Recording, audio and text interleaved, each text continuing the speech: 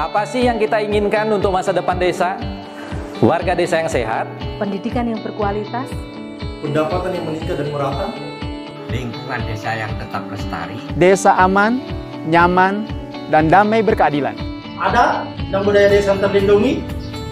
Semua itu adalah cita-cita kita bersama melalui SDGs Desa.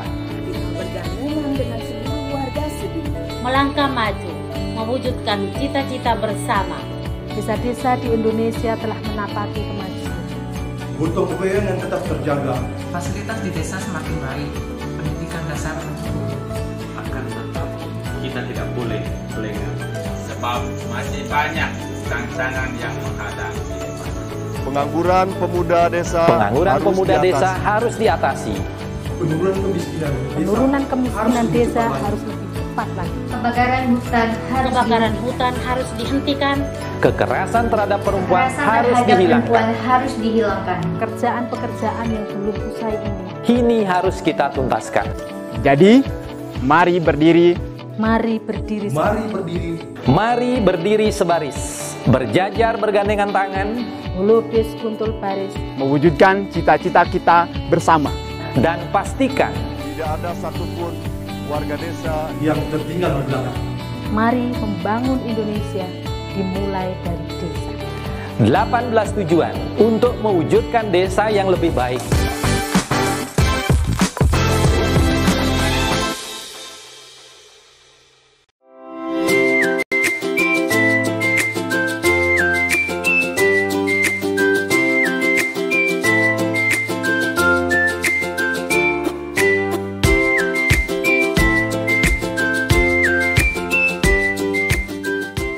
Dapatkan kabar baik dan kebaikan desa dan perdesaan hanya di TV Desa News. Unduh aplikasinya segera. Salam bahagia kerabat desa Indonesia, mari berdiri sebaris, lukis kuntul baris, salam SDGs Desa. Pagi ini kita akan mendapatkan informasi tentang bagaimana membaca hasil SDGs Desa untuk tujuan keempat dan tujuan kelima. Tujuan keempat ini adalah tentang pendidikan desa berkualitas, dan kemudian yang kelima adalah keterlibatan perempuan desa. Ini menjadi menarik karena memang kalau kita bicara pendidikan ini menjadi sangat penting, dan hari ini pendidikan, sebenarnya isu tentang pendidikan ini sudah ada sejak cukup lama. Dari kalau dulu itu konsepnya adalah pemberantasan 3 buta kalau nggak salah, buta huruf, buta angka, buta apa lagi satunya tadi. Tapi ini kemudian bergeser menjadi setidaknya berharap untuk terselesaikan pendidikan dasar. Jadi, pendidikan dasar itu pendidikan sampai 12 tahun, berarti ya 6 tahun di SD, SMP, dan SMA. Ini mestinya pendidikan 9 tahun dari sampai lulus SMP. Tapi ternyata berdasarkan data cukup menarik bahwa tingkat pendidikan di Indonesia itu masih ada yang kemudian belum melek angka, belum melek huruf. Jadi masih belum bisa membaca, masih bisa belum menulis. Itu di pedesaan ada angka 6%-an. Jadi sekitar 6% masih ada yang tidak bisa baca tulis. Ini sesuatu data yang menarik dari BPS, tapi kita coba akan lihat nanti informasi dari Gus Ivan. Tapi Gus Ivan belum masuk sampai sekarang. Mungkin kerabat desa yang sudah bergabung di studio Zoom kita, mungkin ada yang ingin menyampaikan gambarannya tentang bagaimana pendidikan desa berkualitas dan bagaimana keterlibatan perempuan. Keterlibatan perempuan ini indikatornya masih di beberapa kebijakan dan kemudian urusan politik ya, karena di aturan memang amanat undang-undang desa jelas sekali bahwa harus memberikan ruang kepada perempuan di badan permusyawaratan desa. Nah, mungkin kita juga bisa mendengar dari teman-teman, mungkin kalau untuk yang perempuan ini apakah memang ketertarikan mereka ada atau kemudian memang merasa bahwa tidak perlu terlibat dalam pengambilan kebijakan karena sudah mempercayai bahwa laki-lakinya adalah laki-laki yang memahami perempuan. Jadi kalau perempuannya sudah percaya dengan laki-lakinya ya nggak perlu terlibat, sudah pasti kebijakan akan berpihak ke perempuan, kan kira-kira seperti itu. Mbak Parti, ada yang ingin disampaikan, silakan. Oke, terima kasih. Sekedar mengisi waktu saja, Pak Di. Assalamualaikum dan selamat pagi semuanya. Mungkin terkait dengan pendidikan dan peran perempuan. Dari pendidikan, Pak Di, kami menyoroti di desa karena kewenangan desa di bidang pendidikan ini hanya di tingkat PAUD dan TK saja, sementara yang di SD, SMP, SMA dan seterusnya sudah menjadi kewenangan dinas. Untuk yang kualitas pendidikan di tingkat PAUD dan TK itu dari desa bisa mensupport untuk peningkatan kualitas baik sarana maupun tenaga pendidik. Dan di atas itu sudah menjadi kewenangan dari dinas. Adapun yang menjadi tugas desa itu untuk meningkatkan standar pendidikan. Kalau di desa kami dulu itu masih standarnya rata-rata SMP. Bagaimana untuk meningkatkan dari SMP ini ke tingkatnya lebih tinggi, SMA ataupun mungkin yang tingkat kuliah. Kemudian yang kedua, dampak dari yang lain dari sisi usaha dan sebagainya, seperti sampaikan Pak Di tadi, itu ada dari warga itu yang minat pendidikannya kurang, tetapi minat usahanya tinggi. Jadi walaupun dia tidak sekolah, tapi dia ahli usaha, misalnya toko dan sebagainya itu dia bisa. Nah, ini tetap untuk meningkatkan terkait dengan pendidikan ini menjadi tugas kita bersama dalam meningkatkan mutu pendidikannya, walaupun tanpa sekolah pun sebenarnya juga bisa usaha atau bisa bekerja. Mungkin yang bidang pendidikan itu, ada pun yang bidang terkait dengan peran perempuan, saya kira di desa untuk yang kami amati ini sudah ada peningkatan, terlihat dari sekarang itu pengisian perangkat dengan sistem penjaringan itu banyak dari kader perempuan yang ikut kompetisi, bahkan dari luar desa atau dari luar wilayah itu pun juga ikut kompetisi di suatu wilayah desa tertentu. Dan itu kebanyakan yang kalau diuji kompetensinya baik dari kemampuan komputer dan ilmu umum itu justru lebih banyak dari tingkat perempuan yang lebih tinggi nilainya. Kalau dari sisi ini, mungkin dari sisi itu dari untuk tingkat peran perempuan dalam bidang ini kami nilai sudah cukup tinggi. Mungkin itu pandangan kami dari dua sisi ini, Pak D. Mungkin bisa ditangkap dan ditambah dari rekan-rekan pendamping yang lain. Terima kasih. Assalamualaikum warahmatullahi wabarakatuh.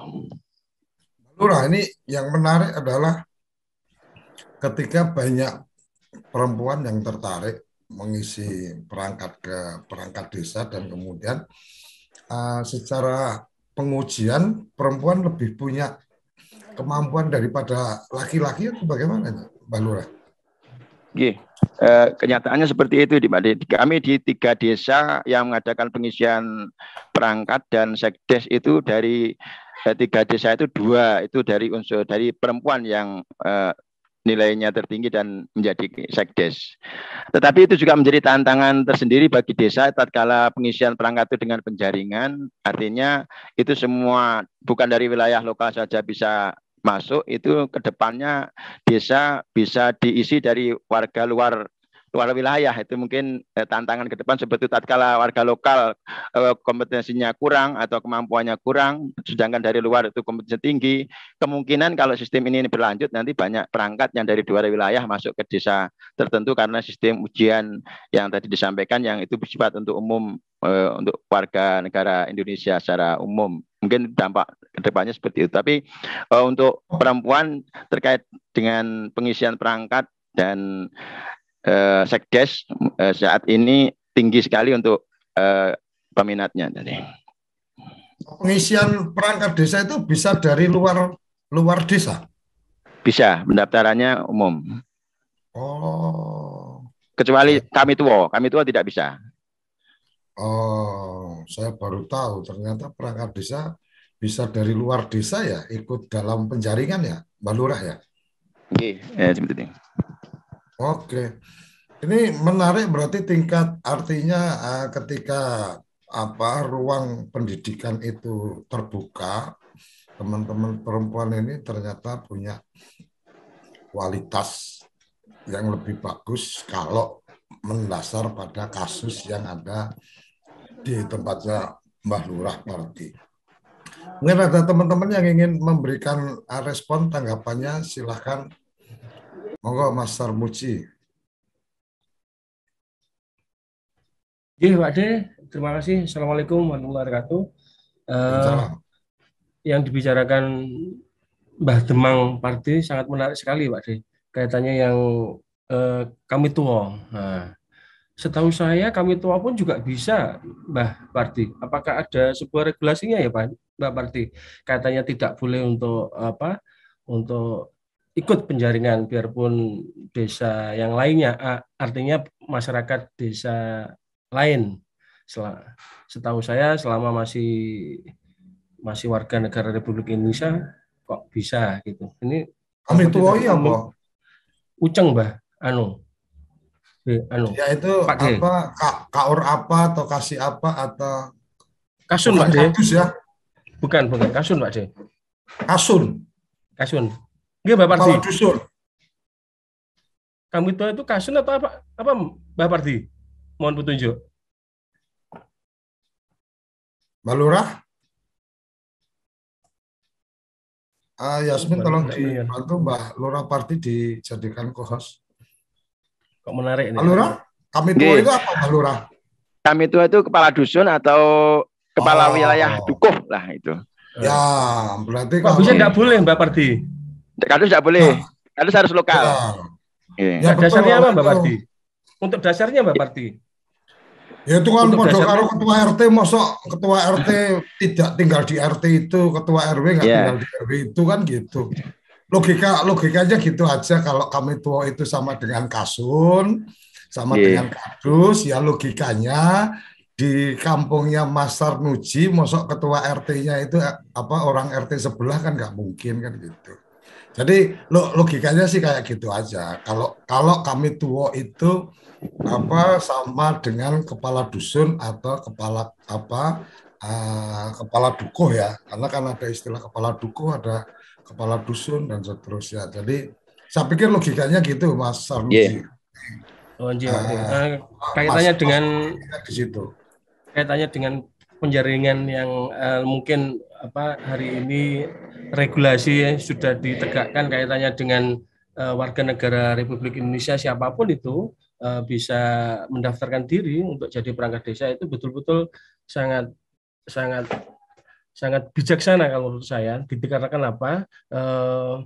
Cuma gini Mas Sarmuji, pemahamannya adalah ketika urusannya adalah kepala wilayah itu memang ya selayaknya memang ada di wilayah itu. Jadi kan ada kaur, ada kasih, ada kepala wilayah. Jadi kalau kepala wilayah ya bisa dipahami, ada kalau di hukum itu ada lex spesialisnya lah. Kalau kemudian kesetaraan ya, tetapi ada bagian-bagian yang itu.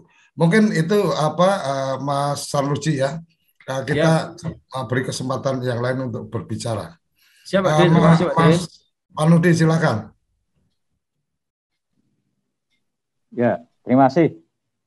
Sudah bisa, Pak Jo? Ya, silakan. Ya, terima kasih. Selamat pagi rekan-rekan. Assalamualaikum warahmatullahi wabarakatuh. Waalaikumsalam.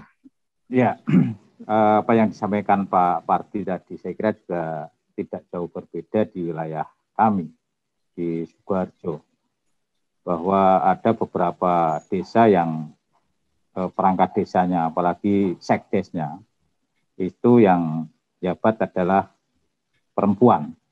Dan pada saat kami mengevaluasi, salah satu mengevaluasi kasus kaitannya dengan penyusunan klarifikasi RKPDes, Perdes RKPDes maupun Perdes APBDes, termasuk administrasi dan lain-lain, kecenderungannya justru dari sekdes atau perangkat desa perempuan ini lebih cepat dan lebih tertib ini. Ini apakah unsur kaitannya dengan ketekunan dan kerajinan dari Pelitian gitu ya? Ya, itu yang jelas kami beberapa desa, Pak, karena di tempat kami cukup banyak itu. Ada yang satu kecamatan itu sekdes perempuannya dari 14 desa itu 3 atau 4 desa itu dari unsur perempuan. Kemudian dikaitkan dengan pendidikan, khususnya kaitannya dengan pendidikan yang merupakan kewenangan desa tadi yang disampaikan adalah PAUD dan TK. Ini pun justru yang jadi guru, jadi kader, mayoritas juga perempuan, dari unsur perempuan ini. Kaitannya dengan PAUD, TK itu kemarin kami salah satu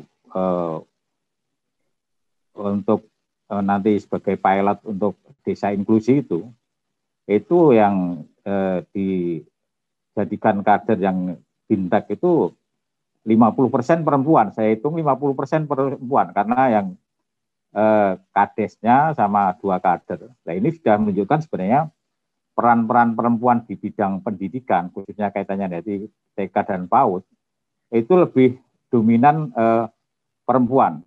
Dan saya kira apalagi di era pandemi ini, Pak. Era pandemi ini peran perempuan untuk pendidikan, khususnya pendidikan termasuk SD, STK dan PAUD ini sangat luar biasa. Karena apa?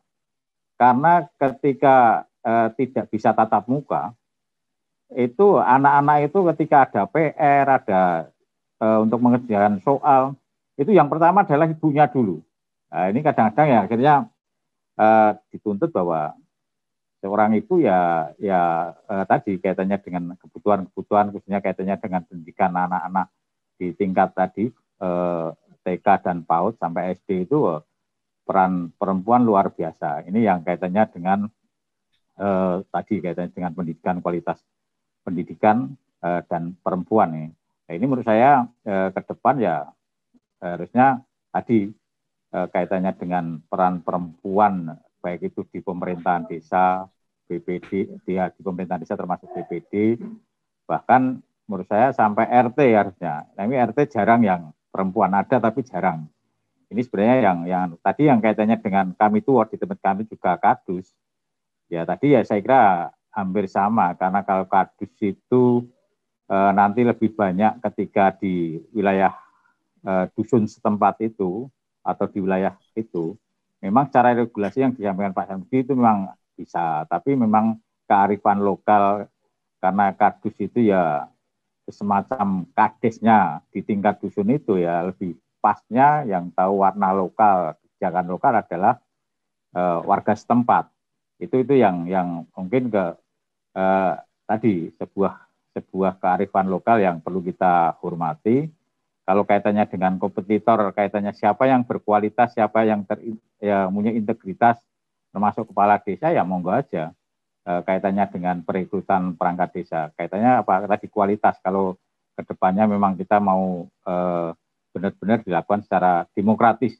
Itu Pak Dikoso. Terima kasih.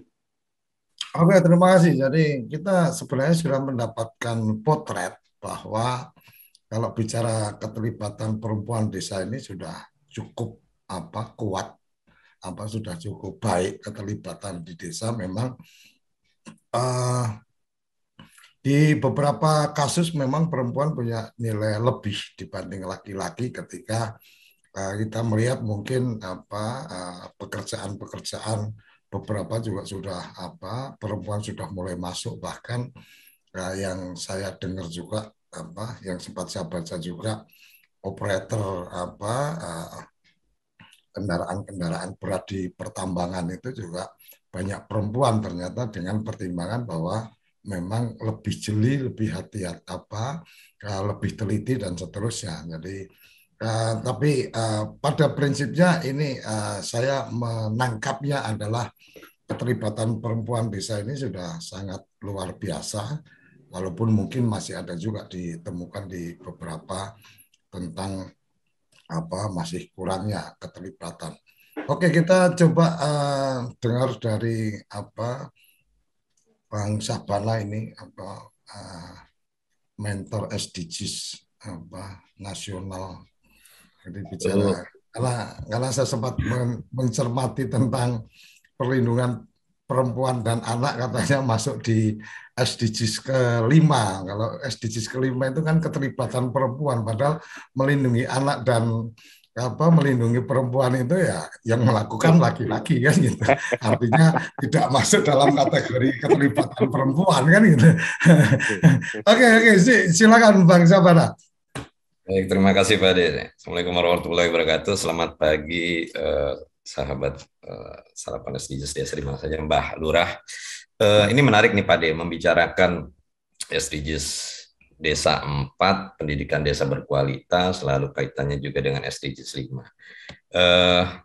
Aku ingin memulainya dengan apa yang disampaikan oleh Pak Ade tadi, bahwa data BPS 2019 yang ini juga dikutip oleh Kementerian Desa dalam SDGs Desa nomor 4 di websitenya sdgsdesa.kemendesa.go.id, bahwa angka melek huruf, ini angka melek huruf wilayah di tingkat pedesaan itu lebih rendah dibandingkan tingkat perkotaan. Di pedesaan itu hanya 93,56%, lalu di perkotaan itu 97,71%. Artinya tingkat melek huruf di desa itu jauh lebih rendah. Lalu kaitannya dengan rata-rata lama sekolah itu juga di pedesaan sangat rendah gitu ya. 8,34 tahun. 8,34 tahun. Ya, sementara di kota, terbalik, 8,17 tahun itu di desa, 8,34 tahun itu di perkotaan. Artinya selain melek huruf, rata-rata lama pendidikan di desa juga rendah. Nah, ini yang menjadi konsentrasi Kementerian Desa ketika melokalkan SDGs nasional menjadi SDGs desa. Kementerian Desa memandang tingkat pendidikan ini menjadi salah satu faktor yang harus dituntaskan karena dia akan mempengaruhi percepatan SDGs 4 itu sendiri, mewujudkan pendidikan desa berkualitas. Oleh karena itu, maka peran penting pemerintah desa, pemerintah kabupaten, pemerintah provinsi dan nasional juga sangat diharapkan dalam rangka mengentaskan percepatan pendidikan ini, termasuk ketika disrupsi COVID ini melanda, Kementerian Desa sempat melakukan monitoring Pak De. Jadi kami juga terlibat di Kabupaten Pasaman Barat yang menjadi salah satu lokus waktu itu, dan ternyata dampak COVID ini mempengaruhi kualitas pendidikan, terutama dari sisi banyaknya anak-anak sekolah yang kemudian terpaksa berhenti karena faktor tidak ada biaya, karena faktor misalnya proses pembelajaran tatap muka yang tidak bisa ketika itu, dan banyak juga masalah-masalah lain, sehingga dari hasil monitoring itu kemudian terlihat dan tergambar rata-rata anak-anak itu putus di usia tahun terakhir pendidikan menengah. Pendidikan menengah. Dan ini menjadi persoalan ketika ingin mewujudkan pendidikan desa yang berkualitas. Nah, tentu problem ini, permasalahan ini seyogyanya menjadi PR besar, PR bersama seluruh pemangku kepentingan. Itu satu, terkait dengan pendidikan. Yang kedua, ini terkait dengan SDGs Desa 5.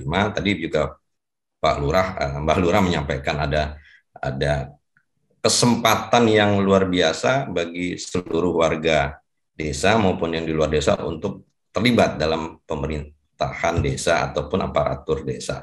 Nah, kalau kita kaitkan juga dengan SDGs Desa nomor 5, keterlibatan perempuan di desa, maka ini menjadi relevan karena memang Kementerian Desa ingin mendorong sebenarnya tersedianya ruang dan kesempatan bagi keterlibatan perempuan desa dalam pemerintahan desa. Artinya apa yang sudah diinisiasi oleh Mbak Lurah ini sebuah langkah baik ya, langkah positif dan praktek baik yang bisa direplikasi oleh desa-desa lain. Artinya kesempatan untuk menjadi aparatur desa itu tidak hanya dibatasi oleh mereka yang warga desa ketika bicara kompetensi, ketika bicara kapasitas gitu ya. Kecuali memang pada posisi-posisi tertentu. Karena untuk kepala desa saja, Pak De dan Mbak Lurah juga terbuka karena pasal yang mengatur tentang itu juga sudah di judicial review kan. Artinya siapapun bisa menjadi kepala desa, tidak harus warga desa itu sendiri, termasuk perangkat desa. Ya. Nah, ini yang kemudian diinisiasi dan Kementerian Desa melokalisasinya, melokalize ya, itu ke dalam SDGs Desa nomor 5. Dan indikator target lainnya juga bagaimana pencegahan terhadap kekerasan terhadap perempuan dan anak pada KTPA ya, kekerasan terhadap perlindungan dan anak. Karena memang di SDGs Desa 5 itu salah satu target dan indikatornya adalah bagaimana perempuan dan anak terlindungi. Walaupun ya memang yang berperan aktif itu adalah laki-laki. Tapi jangan lupa juga Pak De bahwa pelaku kekerasan terhadap perempuan dan anak itu justru juga banyak laki-laki gitu kan. Ada banyak faktor yang menjadi pemicunya. Salah satunya adalah kekerasan di rumah tangga akibat ekonomi, kekerasan seksual, kekerasan fisik dan psikis yang mempengaruhi psikologis anak dan perempuan. Nah, kira-kira itu yang menjadi konsentrasi Kementerian Desa hari ini, bagaimana pencapaian SDGs Desa 5 melalui keterlibatan perempuan desa itu meningkat sehingga awareness, kepedulian, pemberdayaan perempuan itu bisa setidak-tidaknya mempercepat tujuan pembangunan SDGs Desa nomor 5 di aspek keterlibatan perempuan desa. Itu mungkin kira-kira Pak De yang dapat kami sampaikan. Oke, terima kasih. Jadi memang kalau kita bicara tentang pendidikan berkualitas, pendidikan desa berkualitas ini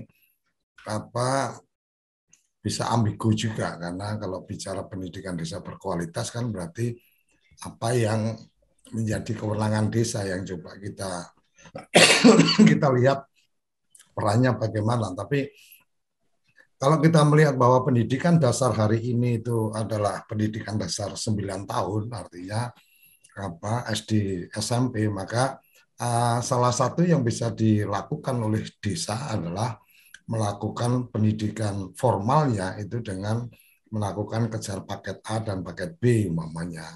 Artinya dianggap setara berpendidikan SD, setara pendidikan SMP. Jadi itu sebenarnya kalau rata-rata sudah kalau sudah tidak ada yang tidak berpendidikan setara dengan SMP, maka sebenarnya ya desa itu sudah bisa dikategorikan sebagai desa yang kualitas pendidikannya bagus, walaupun mungkin mereka mengikuti program kejar paket A dan paket B, karena itu pun hari ini juga banyak sekali NGO yang memberikan layanan-layanan seperti itu. Jadi desa-desa bisa berkolaborasi, bisa bersinergi, NGO yang melakukan pendidikan-pendidikan itu dan kemudian masuk dalam wilayah untuk sampai pada desa pun bisa tidak mengeluarkan anggaran, karena kebetulan kemarin kita juga ketemu ada NGO yang selama desanya siap untuk diajak kerjasama, maka mereka siap turun sampai ke warganya bisa mendapatkan sertifikat paket B, bahkan bisa sampai ke paket C, artinya identik dengan lulus SMA. Tadi saya melihat Pak Kapus sudah bergabung. Halo, Gus Ivan? Oh, udah keluar lagi. Mungkin di perjalanan kita tunggu lagi. Kita berikan kesempatan Mas Narno, silakan. Silakan open mic, Mas. Ya. Assalamualaikum, selamat pagi. Waalaikumsalam. Ya, sedikit yang disampaikan saya perkenalkan, saya jadi pendamping Panewan Mates kebetulan.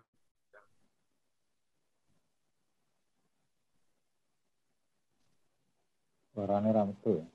Jelas PAUD. PAUD ini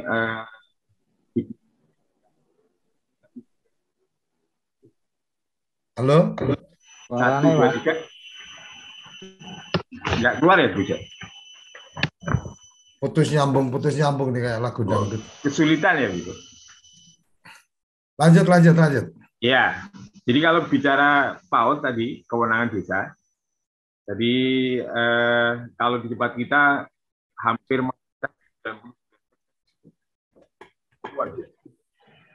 di perempuan.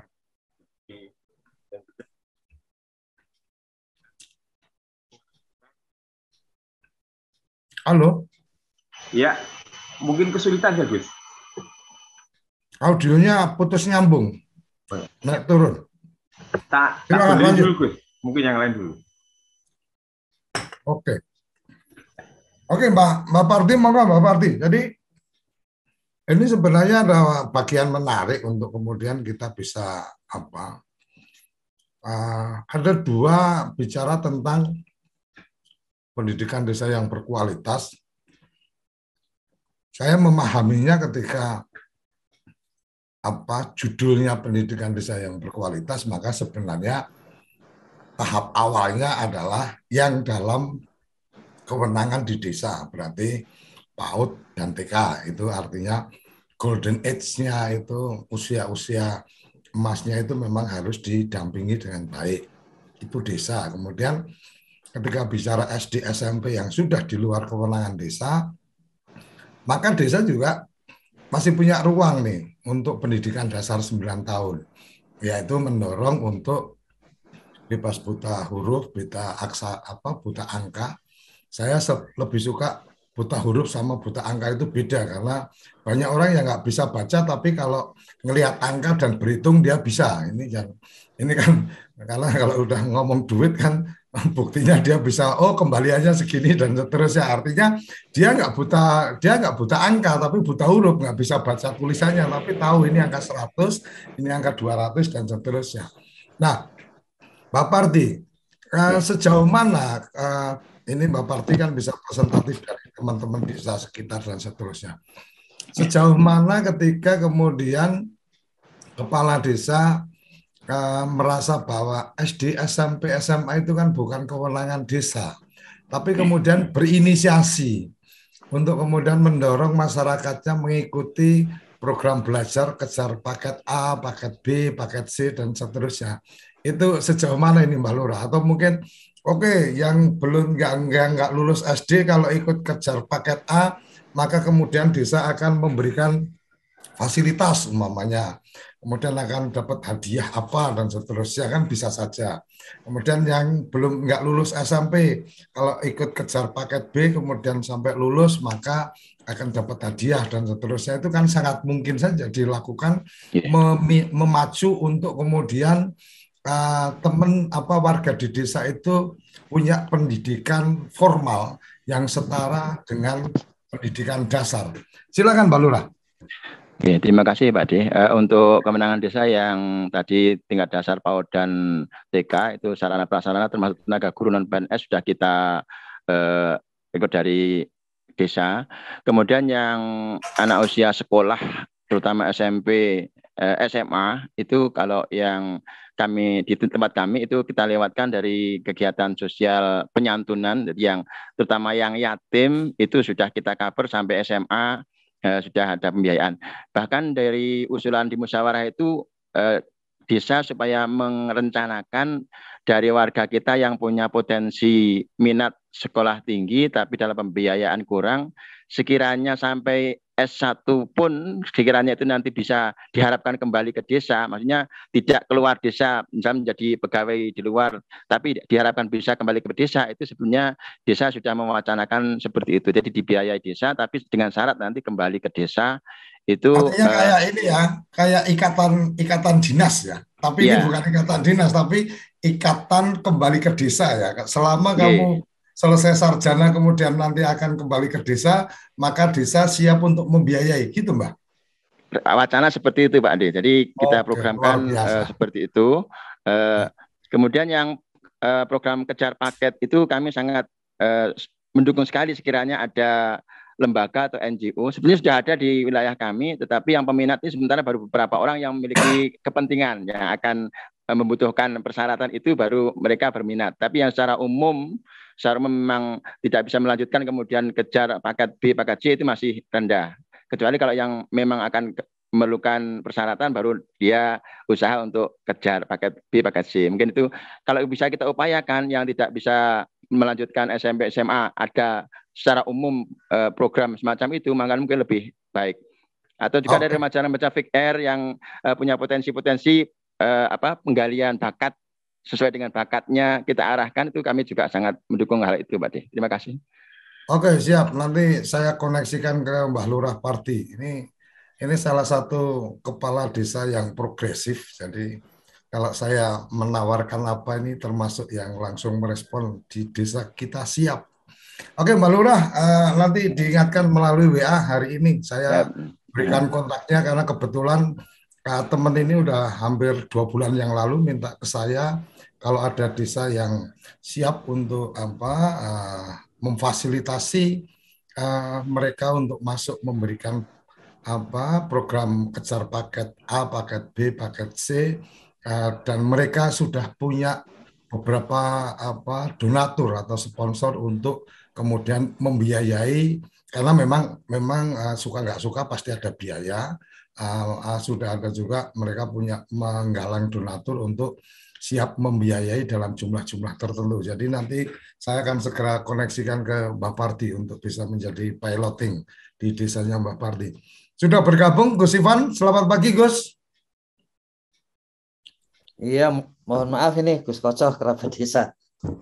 Oke. Sampai lewat tengah malam malah nggak kuat bangun jadinya. Sudah terlanjur lewat tengah malam.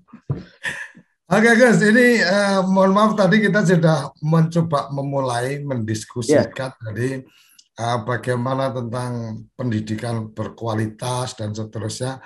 Walaupun memang kalau bicara data-data saya sampaikan tadi yang bisa membaca data ini Gus Ivan, tapi beberapa kita coba mendengar dari Mbah Lurah Parti tentang komitmen desa itu seperti apa, karena memang kewajiban desa itu di PAUD sampai TK dan rata-rata desa sudah siap mengalokasikan anggaran untuk itu. Jadi kalau bicara kualitas pendidikan desa dalam konteks kewenangan desa, maka sebenarnya sudah selesai. Tetapi bahwa kemudian ada indikator lain, pendidikan dasar 9 tahun, dan kemudian indikator lain, berapa jumlah sarjana, dan seterusnya. Nah itu memang di luar kewenangan desa, tetapi memungkinkan desa membuat program-program yang tadi disampaikan. Salah satu wacana yang sudah bergulir di desanya Mbah Parti dan sekitarnya adalah kalau ada yang siap kuliah tetapi berkomitmen tidak akan kerja di kota tapi kembali ke desa, maka desa akan memberikan beasiswa. Nah, ini menarik juga, ini bagian menarik yang mungkin bisa jadi satu model bahwa oke, dibiayain oleh desa tapi kamu harus membangun desa dan seterusnya. Silakan Gus Ivan mungkin bisa berbagi tentang konten yang membaca datanya atau bagaimana, monggo kita berikan sepenuhnya ke Gus Ivan.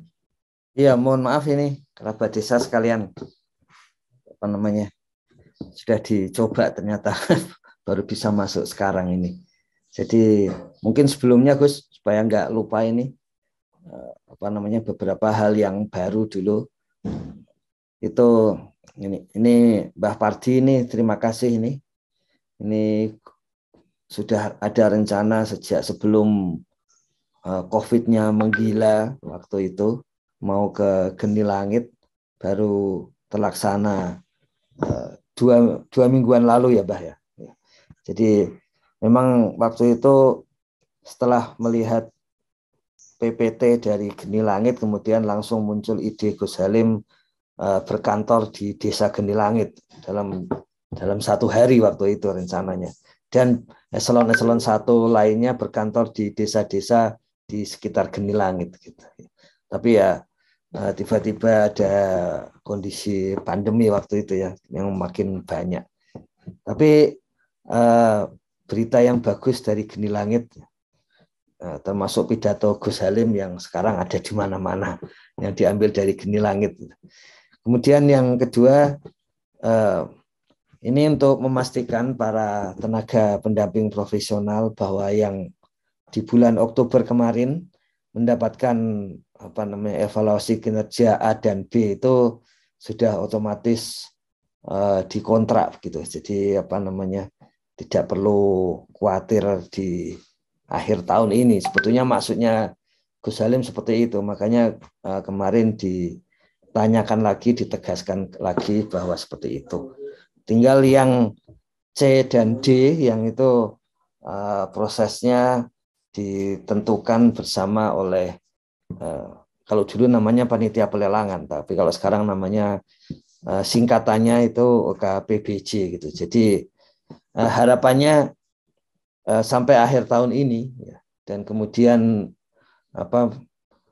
tidak ada yang kendor dari pendampingan ya, termasuk dalam hal memasukkan data yang kalau kita lihat, saya kira kemarin langsung ada penugasan supaya membereskan datanya itu. Kemudian ID card dan sebagainya itu kayaknya bisa lebih keren dari ID card kami itu nanti yang untuk para tenaga pendamping profesional itu. Bahkan kalau lancar itu akan langsung ditandatangani Gus Halim, bukan ya bapaknya sendiri, bukan pamannya misalnya. Kemudian yang kerjasama data ini Gus Koco kemarin sudah dengan Bantul. Ya. Nggak usah takut itu kalau mau memasukkan sarapan SDGs desa ke DRP sudah pasti boleh. Tapi pagi ini juga Gus Halim akan menyampaikan hasil-hasil SDGs ke para bupati dan gubernur. Kemudian juga karena ada pemberian piagam penghargaan pada gubernur dan bupati yang sudah tidak ada lagi desa sangat tertinggal dan desa tertinggal di wilayahnya itu ya, di pagi hari ini. Sambil menyampaikan hasil SDGs desa per pagi hari ini. Ya, itu sudah disampaikan seperti itu. Kemudian yang Kang Iman modul-modul besok akan difinalkan langsung di lantai 2 gitu. Nanti kita lihat hasilnya karena itu salah satu yang harus selesai minggu ini supaya minggu depan mulai jalan ya. Kontrak pendamping sudah dijadwalkan yaitu pada tanggal Sabtu, Minggu, Senin. Berarti tanggal 3 Januari itu sudah kontrak baru kemarin laporan terakhirnya. Sementara untuk BUMDes ini masih ada koordinasi di dalam supaya mempercepat karena dari lapangan itu sudah membutuhkan percepatan itu serta proses untuk proses untuk percepatan di internal Kementerian Desa itu dilaksanakan dengan segera itu. Dan itu memang masih butuh waktu karena itu betul-betul hal baru ya, untuk melayani warga pada level kementerian. Kalau misalnya ATR BPN itu punya tim dari pusat sampai daerah yang langsung melayani warga.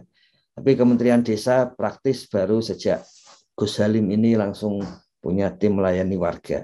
Kemudian tetap dicek harian Gus Halim, progres migrasi database ini sudah mulai query-nya, artinya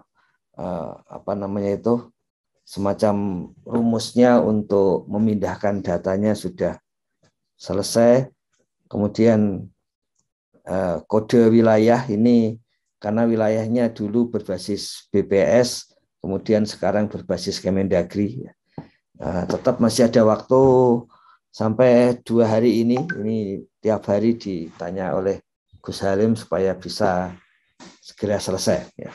Karena memang kembali lagi kalau yang soal migrasi itu adalah soal desa. Ya. Kalau yang lain-lain itu istilah beliau yaitu kebutuhan yang lebih elitis. Tapi kalau soal migrasi ini adalah soal desa. Gitu. Makanya dibutuhkan dengan tidak ada cara lain ya kecuali memang harus migrasi seperti itu.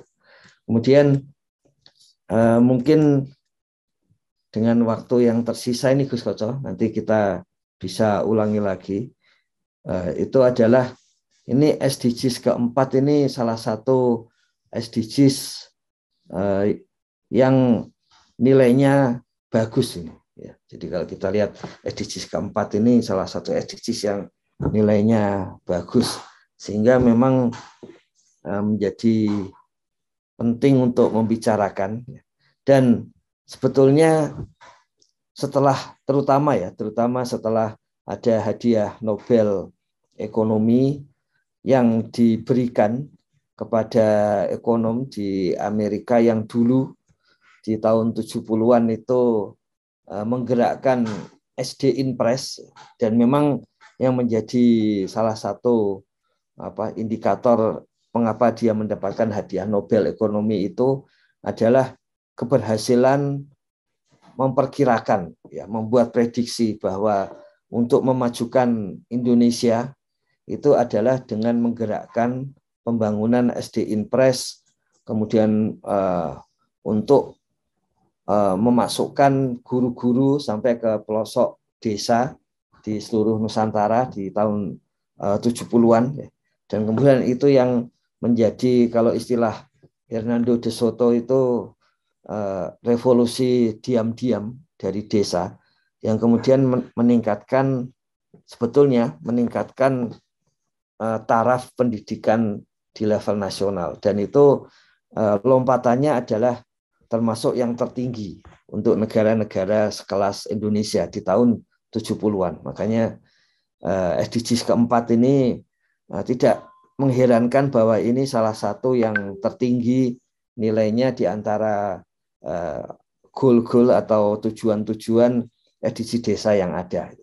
Dan belajar dari ekonom itu sebetulnya untuk tahun ini perkiraan dari Pusdatin itu bahwa revolusi diam-diam dari desa bisa diulang kembali dengan telematika. Ya, jadi kalau di tahun 70-an itu untuk meningkatkan pengetahuan formal, tapi kalau di sekarang untuk memampatkan ruang dan waktu, mempercepat artinya itu berarti mengakselerasi, menghindari hambatan ruang dan waktu. Tidak ada cara lain saat ini adalah telematika. Makanya di satu sisi itu selain pembangunan fisik dan yang lain, itu yang dikejar adalah pembangunan telematika di desa. Itu karena itu dianggap salah satu yang paling memungkinkan. Jadi tahun 2022 akan mulai demikian. Meskipun yang digembar-gemborkan keluar itu disebut smart village atau desa cerdas, pada dasarnya yang hendak diluaskan di 2022, mulai 2022, itu adalah memang digitalisasi desa. Jadi memasukkan sebanyak mungkin informasi teknologi telematika ke desa-desa. Itu sebetulnya kita menggunakan sudut pandang sampai kepada pengukuran bagaimana SD Impress itu betul-betul menggerakkan pengetahuan desa di Indonesia dan kemudian seluruh Indonesia, serta lebih tinggi, jauh lebih cepat daripada negara-negara lain. Seperti itu. Ya. Makanya di sini ketika masuk ke SDGs desa keempat, tujuan keempat ini, Ini sangat sangat bergairah ini untuk bisa melihat ke dalamnya, karena ini salah satu potensi yang seharusnya memang ada di desa. Tadi yang disampaikan oleh Mbah Pardi di Geni Langit, ini memang ada dua hal. Di satu sisi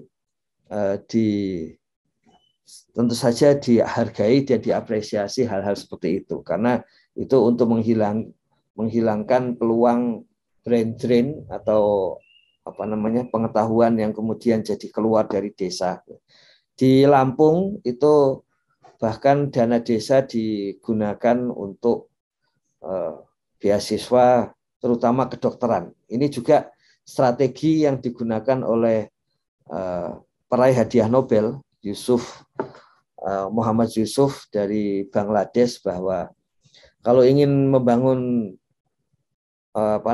kelompok miskin dan wilayah-wilayah yang relatif tertinggal, maka beasiswa harus ditekankan kepada ilmu kedokteran dan ilmu-ilmu teknik. Begitu bagaimana Grameen Bank atau bank untuk orang miskin di Bangladesh itu memberikan kredit yang sangat-sangat murah kepada warga miskin yang bersedia untuk kuliah sampai menjadi dokter atau insinyur, dengan syarat seperti yang Mbah Pardi sampaikan tadi, harus kembali lagi ke lingkungannya.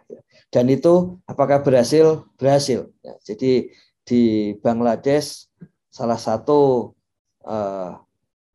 aspek atau salah satu energi yang membuat warga miskin di sana itu diberdayakan atau dientaskan dengan sangat cepat, terutama pada aspek kesehatan dan aspek-aspek permukiman, itu dengan strategi demikian. Jadi kembali lagi kepada goals atau tujuan SDG desa yang keempat, yaitu pendidikan desa berkualitas. Sebetulnya dulu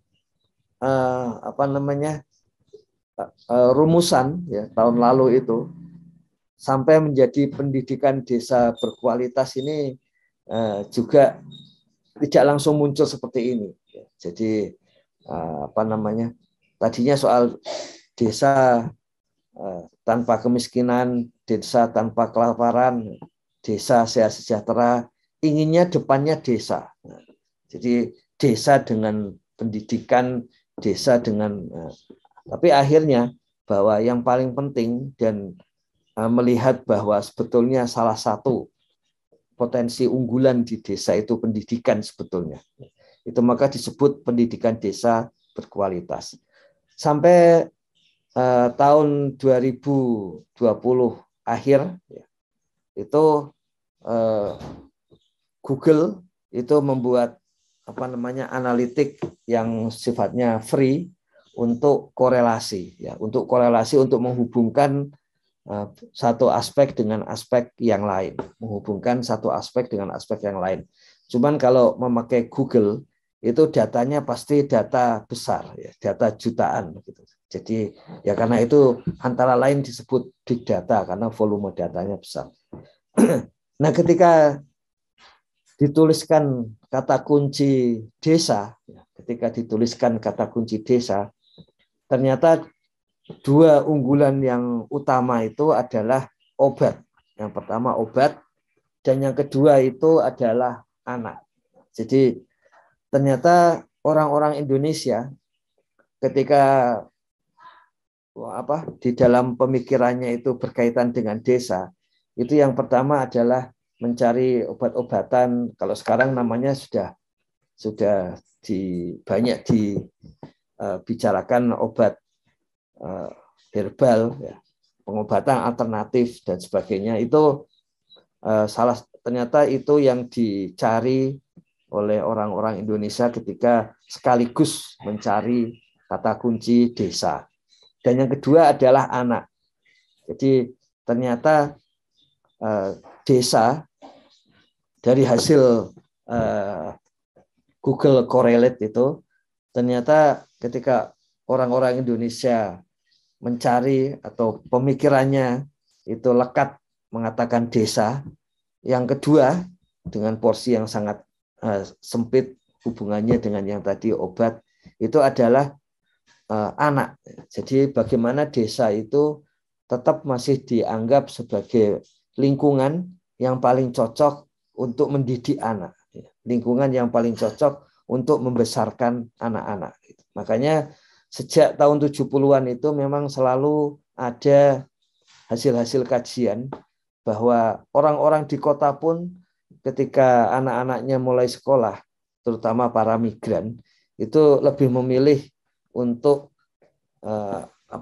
memindahkan sementara anaknya di desa, entah ikut kepada keluarganya atau ikut kepada karena saat itu boarding school-nya itu kalau di desa pesantren, maka kemudian diikutkan ke dalam pesantren-pesantren karena itu dianggap sebagai fondasi pendidikan anak yang paling kuat itu. Saya juga pernah punya teman di Jakarta yang semasa kecilnya sampai masa SMP itu ada di desa, baru SMA-nya ke Jakarta gitu. Jadi itu nomor 4 ini dibalik pendidikan desa berkualitas itu sebetulnya satu satu kesadaran bahwa ini memang hal-hal yang sudah dibangun, terutama lompatan yang sangat tinggi sejak tahun 70-an untuk kualitas pendidikan. Dan kemudian kalau untuk mendidik anak, itu bahkan sudah dikenal kalau kita lihat paling tidak ya secara tertulis itu dari negara Kertagama, bagaimana Hayam Wuruk ketika masuk ke pesantren-pesantren. Ya, zaman dulu pesantren nggak mesti Islam, tapi Hindu juga gitu ya. Itu bagaimana pesantren-pesantren itu isinya anak-anak. Ya. Dan kemudian ada pembesar yang menyekolahkan ya, anaknya di pesantren-pesantren. Dan lazimnya memang saat itu yang dianggap perguruan tinggi di desa-desa itu. Jadi ini begitu munculnya rumusan pendidikan desa berkualitas. Kiranya seperti itu, Gus Koco. Mohon maaf ini sekali lagi karena kondisinya. Besok kita ulangi lagi dengan lebih siap dan lebih tepat ini. Mohon maaf atas kesalahan ini pagi hari ini. Gitu Gus Koco. Oke, terima kasih. Ini luar biasa. Memang kalau sekarang ini kita menghadapi kondisi mau ke mall itu harus punya aplikasi Lindungi Peduli atau harus menunjukkan surat vaksin.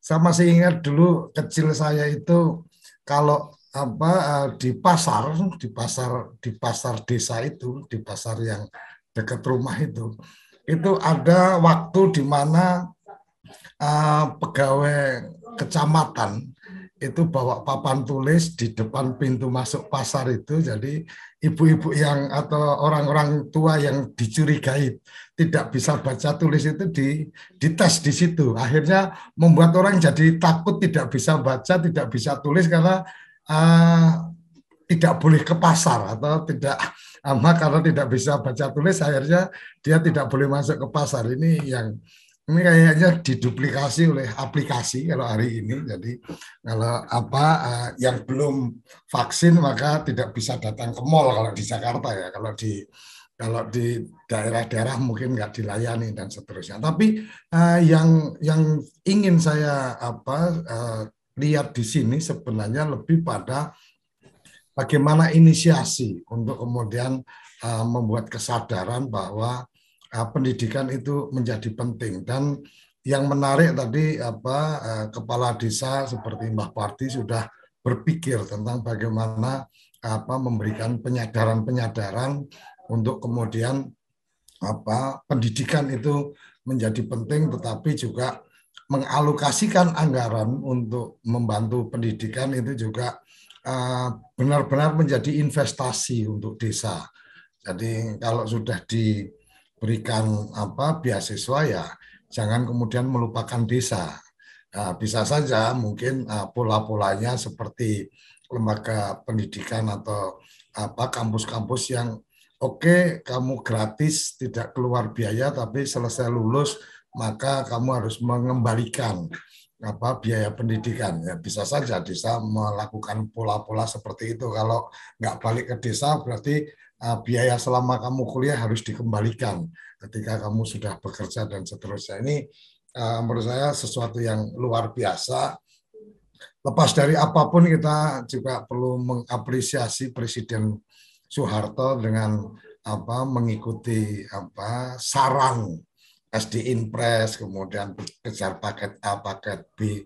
Kalau dulu masih hanya kejar paket A ya, yang penting baca tulis, selesai baca tulis, kemudian punya standar pendidikan, dia lulus SD. Walaupun mungkin saya ingat betul itu di SD Impres itu kalau sore itu mereka-mereka yang sudah berumur ikut pendidikan di SD Impres, nanti selesai itu ada ujian untuk kemudian dia sudah mendapatkan layak untuk mendapatkan sertifikat dia lulus kejar paket A. Ini hal-hal yang sangat menarik, dan kalau kita bicara korelasi pendidikan dengan peningkatan kesejahteraan dan seterusnya, saya pikir yang kemudian menarik berikutnya adalah bagaimana desa-desa mendukung pendidikan tinggi dalam konteks vokasi. Jadi lebih pada pendidikan tinggi yang itu merupakan ilmu terapan. Jadi mungkin kalau kedokteran memang perlu lebih, tapi kalau secara teknik dan seterusnya, vokasi di 3, di 4 dan seterusnya, saya pikir sudah cukup untuk kemudian bagaimana menggerakkan ekonomi di desa pada akhirnya kalau mereka kembali ke desa. Oke, sampai di sini kerabat desa. Terima kasih Gus Ivan, dan mohon maaf kerabat desa, mungkin sepenggal yang keempat tadi sudah disampaikan, goals yang keempat. Mungkin besok kita akan ulangi lagi supaya lebih jelas lagi, dan yang menarik berikutnya adalah pada akhirnya kita akan mendapatkan satu guidance atau petunjuk tentang bagaimana membaca masing-masing goal yang ada di data SDGs dari 1 sampai ke 18. Sampai di sini kerabat desa, terima kasih sudah bergabung. Kita akan selalu hadir Senin sampai Jumat pukul 6 sampai pukul 7 pagi, dan hari ini kita sudah di episode ke-244. Sampai jumpa, salam bahagia kerabat desa Indonesia. Mari berdiri sebaris, melukis kuntul baris, salam SDGs desa, salam desaisme. Terima kasih. Apa sih yang kita inginkan untuk masa depan desa? Warga desa yang sehat, pendidikan yang berkualitas, pendapatan yang meningkat dan merata, lingkungan desa yang tetap lestari, desa aman, nyaman, dan damai berkeadilan. Adat dan budaya desa terlindungi. Semua itu adalah cita-cita kita bersama melalui SDGs desa. Bergandengan dengan seluruh warga sedunia, melangkah maju, mewujudkan cita-cita bersama. Desa-desa di Indonesia telah menapaki kemajuan. Gotong royong yang tetap terjaga. Fasilitas di desa semakin baik, pendidikan dasar mencukupi. Akan tetap kita tidak boleh lengah, sebab masih banyak tantangan yang menghadapi. Pengangguran pemuda desa harus diatasi. Penurunan kemiskinan desa harus lebih cepat lagi. Kebakaran hutan harus dihentikan. Kekerasan terhadap perempuan harus dihilangkan. Pekerjaan-pekerjaan yang belum usai ini kini harus kita tuntaskan. Jadi, mari berdiri. Mari berdiri. Mari berdiri sebaris. Berjajar bergandengan tangan, melukis kuntul baris, mewujudkan cita-cita kita bersama. Dan pastikan tidak ada satupun warga desa yang tertinggal di belakang. Mari membangun Indonesia dimulai dari desa. 18 tujuan untuk mewujudkan desa yang lebih baik.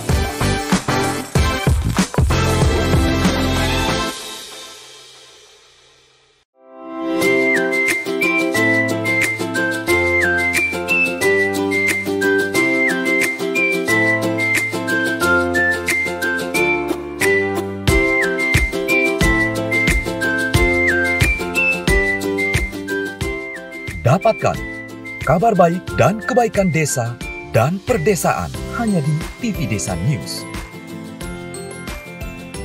Unduh aplikasinya segera.